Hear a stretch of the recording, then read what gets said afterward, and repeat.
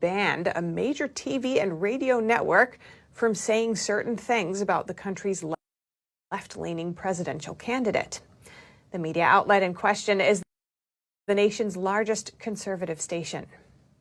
Jovem Pan is a Brazilian media outlet with a TV station and reportedly the largest radio network in the entire southern hemisphere. It's also the largest conservative leading outlet in the country. On Wednesday, the media outlet reported that Brazil's Superior Electoral Court ruled that the station is no longer allowed to say certain things about left-leaning presidential candidate Luiz Inácio Lula da Silva, the former Brazilian president who was convicted of corruption and spent almost 2 years behind bars. Terms the outlet allegedly can't say anymore include former inmate, ex-convict, thief, corrupt, and ringleader.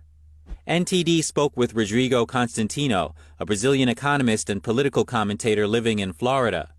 He says the alleged court ruling doesn't make any sense. It's absurd. It's history. He was arrested. He was convicted. He was guilty. And we cannot say that Lula is what he is. So it's censorship. Brazilian President Jair Bolsonaro and supporters often criticize the electoral courts for allegedly being biased and trying to rig the election. Constantino says Bolsonaro is, for example, not allowed to use speeches he gave during his presidency for his current campaign because the courts ruled it would be unfair and an abuse of power. And the courts supposedly even censor some businesses. A guy that sells wine, and the price of the wine in his store is 22 reais. 22 is the number of Bolsonaro. So the electoral justice is telling him that he's not allowed to advertise this price anymore.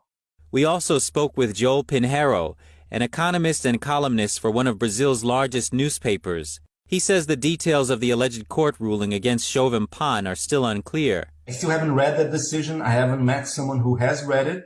He also says that the electoral court has ruled in favor of Bolsonaro in the past, when media outlets accused him of being a cannibal. So they banned it also. You cannot call Bolsonaro a cannibal. Brazilians are set to vote between Bolsonaro and Lula in the presidential runoff elections at the end of this month. Reporting by Arian Pastar, NTD News. Quai, seu app de vídeos curtos.